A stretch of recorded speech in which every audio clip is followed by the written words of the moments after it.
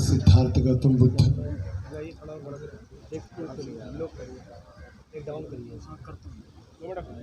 धम्म के लिए, जिसने अपनी बेटी और अपने पुत्र को धम्मदान में दिया और जिसका समूचा साम्राज्य 150 साल तक बौद्ध साम्राज्य के नाम से जाना जाता है, ऐसे महान सम्राट अशोक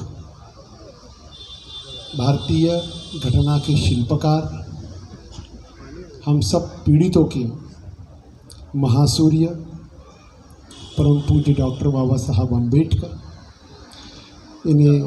इन प्रेरणाओं को विनम्र अभिवादन करता हूँ।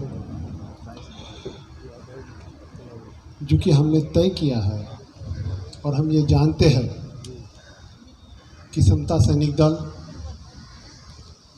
ये एक ऐसी मूस है जिस मूस से जैसे बाबा साहब चाहते थे ऐसे सूरमा निकले। वो एक मदर ऑर्गेनाइजेशन है। आज हमने जिन्हें मनोनीत किया है वो आदरणीय भीमराव जी अम्बेडकर, इस मंच स्थान के सभाध्यक्ष तथा उनके साथ विराजमान आयुष्मान गौतम जी, धम्मा कामड़े जी, अशोक खन्नाड़े जी और तमाम वो गणमान्य व्यक्ति जो इस मंच पर आए हैं। साथियों, हम इस दोहराए को, इस स्थितियों को हम झुटला नहीं रहे हैं कि इस वक्त हम काफ़ी विभाजित हैं,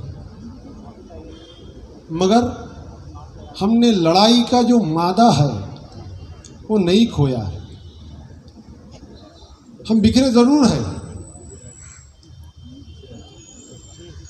मगर कांच के टुकड़े जब बिखर जाते हैं तो अपना अस्तित्व कभी नहीं खोते, अपना अस्तित्व कभी नहीं खोते। एक कांच में देख लीजिए आप, उसमें सूरत पूरी नजर आती है और जब वो टूटता है शीशा तो उस शीशे का टुकड़ा उठाकर देख लीजिए, आपको सूरत पूरी नजर आती है। हमने मादा जो है खोया नहीं है, हमने संघर्ष का मादा नहीं खोया। हम लड़ रहे हैं और लड़कर हम इस उम्मीद के साथ यहाँ इकट्ठा हुए हैं कि अब हमारी लड़ाई जो है वो समूचे राष्ट्र के प्रति है, क्योंकि बाबा साहब जो है वो हमें समूचे राष्ट्र के लिए खड़ा कर रहे हैं। बाबा साहब ने इस देश का संविधान रचा, बाबा साहब ने समता सैनिक दल रचा, तो ये व्यवस्था से पीड़ित जो तबका है, वो तबका चाहे कोई भी हो, वो तबका चाहे जिस नाम से क्यों ना हो, मगर वो पीड़ित है। आज इस व्यवस्था के अंदर में मैं ऐसा देख रहा हूं कि जब यहाँ संघ और बाकी लोग बात कर रहे हैं तो वो ये भूल गए हैं कि जिनकी ट्रेडिशन और परंपराएं हैं वो लोग वो उनको मिटाना चाहते हैं, और जो संविधान में निहित है हिंदुत्व, हिंदुत्ववाद और हिंदू धर्म, ये सब अलग अलग है, मगर इस नाम के लपेटे में, इस नाम के लपेटे में जो है वो 3 शब्द और भी महत्व के हैं, और वो है जैन, वो है बौद्ध और वो है सिख। उनका तो नामो निशान ही मिटता हुआ नजर आ रहा है। कहाँ है?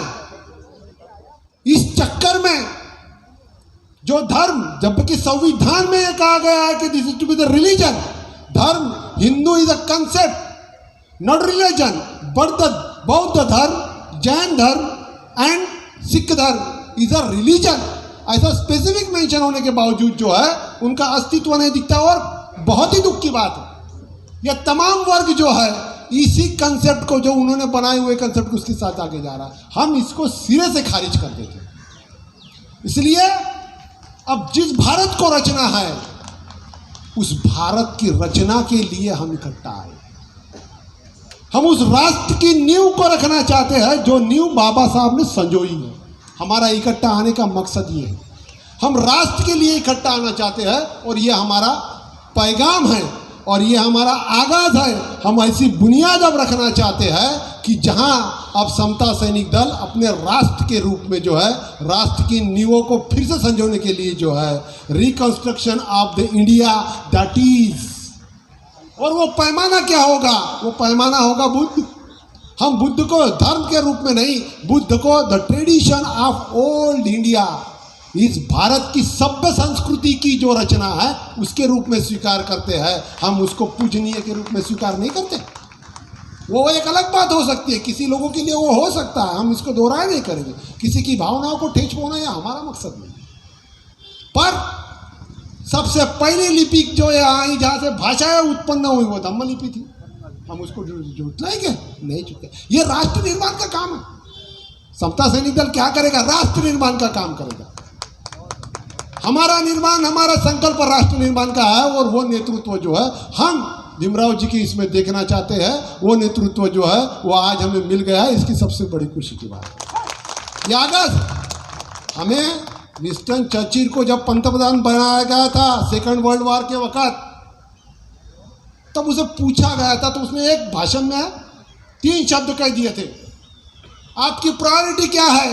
कोई मुझे पूछे कि आपकी प्रायोरिटी क्या है मिस्टर विंस्टन चर्चिल, तो उन्होंने कहा था युद्ध। आप चाहते क्या हो मिस्टर विंस्टन चर्चिल? युद्ध। और आप आगे क्या करना चाहते हो? युद्ध। वो युद्ध उन तमाम बुराइयों से, उन तमाम बुरे लोगों से, उन तमाम बुरी विचारधाराओं से, चाहे उसमें वीर सावरकर जैसा गद्दार क्यों ना हो। ये तय है, मकाम तय है, जगह तय है, लड़ना तय है और लड़ाई भी तय है। जय भीम जय भारत।